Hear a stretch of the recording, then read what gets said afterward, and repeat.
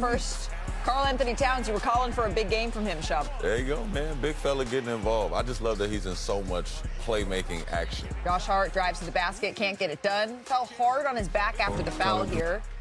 Really took a tough hit. This was giving him some issues earlier in the season, too, so something just to keep an eye on there. 9 minutes left in the second. Towns. I'm bigger than y'all. Spinning around I'm so Jalen much Darvin. bigger. And they kind of feeling themselves a little. Yeah, you know, Cat didn't put up huge scoring numbers, but the ball was, look at Love that. that late pass. The ball was in his hands in this game, Malika. Nice two-man action here. Blast action. And this stood out to you here, Shub. Yeah, because every time you do that blast action, people are now getting ready to prep for it. That's where Brunson gets you into that hesitation and can blow by. You're so worried about that blast action. 2 cutters, late pass. Brunson with the Euro. He had 22 paint points. That's tied for his second most in a game in his playoff career. A minute later, Brunson pulls up. This what shoots happens, three, though, man. You can't knocks put it down. plastic over the Brunson. He had 39 points in this one. Put plastic over the flame. Confidence is built in the work. So I think for us, we just understand what the situation is. The toughest game to win is the one that ends someone's season. So we got to be super disciplined. We got to execute at the highest level that we have in this series, and we got to be ready for a really tough game. So, Shump, you know exactly what he's talking about, that the hardest game to close out is the one where you're looking to advance, and you know specifically what that's like for New York. Yeah, it's one of them things, especially with New York, you inherit the history. Like I was a 21-year-old kid. I see the Boston next to you is already. You inherit. You inherit all the years that it didn't happen for New York. And when you get in those closeout games, I think Boston ended it. That starts being real. I mean, my Boston series in the playoffs with New York. We came out successful. I wasn't there. I wasn't there, Sean, but you my dog. But look, I'm looking at a happy Karl Anthony Towns. We just saw his emotions. We know he's an emotional individual, loves to feel love, right? So when you think about what they're running, look at their sets. Yeah, he didn't have a lot of FGAs last night, but the offense is running through him. Is that the delay action, the old delay action? What is this, Sean? It's either the delay or it's going into that flex action. It's just Brunson never used it because the pass was available. You were just seeing it over and over. It looks like a 21 action. They get this little cut right here. They can either have 2 cutters. They can do a flex cut with a pop back. They can later on hit a late pass and go to a side ball screen. Everything that they do, it's like having a quarterback option if you playing in college. You just got all type of options. And they tried using Dyson Daniels on Cat a little bit more in this game. It didn't really work. So when you're looking at adjustments as we look towards Game 6, what are you keeping an eye on, Brian? Yeah, well, it's possible that the Hawks could just go to full guard play, and they could just put guards on the. Well, Buddy Hield came in the game and hit a couple of threes. I don't know. We'll see. If they could just go straight guard play super small. From the Knicks, even though Towns only had 7 shots in this game, you look at Brunson with 23, Towns with 7, you'd like that to be a little bit more balanced.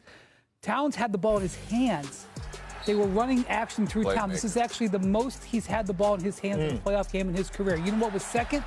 The game before, Game 4. They're leaning into point center. This is the way forward. Let Cat be more involved, especially against the Hawks. They don't have bigs. But it also allows you to still see Brunson. I think that the scary part for the Knicks was we want to use Cat more, but we don't want to use Brunson less. I think with Cat having the ball in that position, when he gets actions like that, you still get a second and third look. So Brunson has a chance as long as he cuts hard, they set good screens, he has a chance to get back open. So you love to see that. I think we all agree Towns is the most important player to their success. Jalen Brunson is the best player. The X factor in this series has been Josh Hart.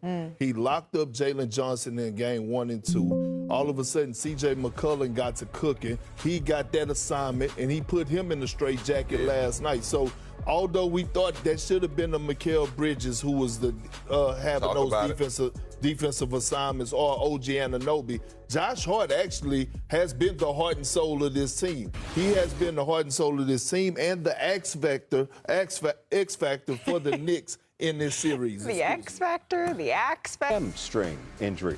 NBA insider Shams Charania and NBA analyst Iman Shumpert joining us now. Shams, I want to start with you. Early yesterday, Houston coach Ime Udoka said, quote, "We'll see when it comes to Kevin Durant's availability for Game 5. Last night, he was ruled out. What changed? Jay, this was very expected for the Houston Rockets. What Kevin Durant is dealing with, I'm told, is a bone bruise in that sprained left ankle. If this was the regular season, Kevin Durant would be out 2 to 3 weeks. So we're about at the 1 week point. This injury has caused stiffness, swelling, a lack of mobility in Durant's ankle. And so now the Rockets are going to be without him tonight in Game 5. There's a chance if this series extends to Game 6, he's going to be out through Game 6 as well. So they're going to rely on their young core, starting with Reed Shepard, Amen Thompson, Jabari Smith Jr., Alperen Sengun. They're actually a plus 31 in their 61 minutes of action in this series. Iman, KD was thought to be the missing piece to a Houston team that was supposed to go on a deep playoff run, maybe contend for a championship. How will you remember the Rockets season if they go down tonight? Well, I mean, we're going to remember it as they were missing 30 points and they were missing a starting point guard in Fred VanVleet. I don't think this is something that is a secret with the Houston Rockets. We know exactly what the problem is. We know what they've been missing out on all series. The only thing that we're sitting here talking about is LeBron being able to take advantage of that at the age that he's at. But I didn't expect Houston to be able to muster things like that because all year I watched KD be the reason that they manufactured offense over and over again. So it's tough on them, but it's the circumstances at bay. Okay. Shams, on the other side, you reported yesterday that there was optimism that Austin Reeves could play Game 5. Luka is still out with a hamstring injury. Take us through the latest with both of these guys. Start with Austin.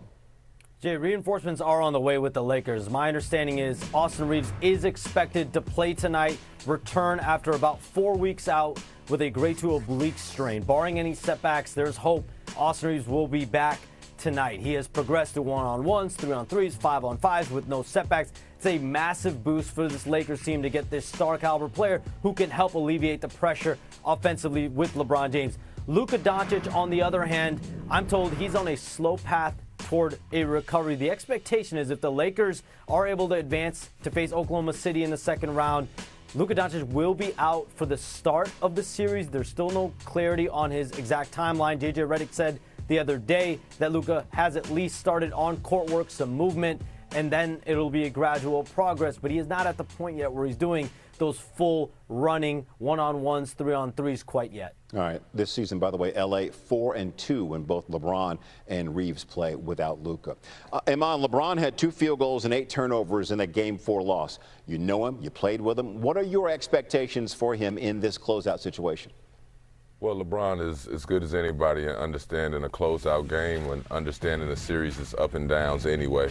I kind of expected either for them to roll with that momentum from their previous game or lay an egg when we saw Game 4. And I think that, you know, seeing them lay an egg, I think LeBron brings some comfort back to his mind knowing that he can close this out in L.A. and right after the game he can hop in the cold tub, get some treatment laying on the table, and then go home to his family. So I think that he understands the mission and understands he can get this game and then get some rest hopefully for next round. Here's a stat I did not know. LeBron has won 16 straight home games with an opportunity to clinch a playoff series. That is the longest such streak in NBA history.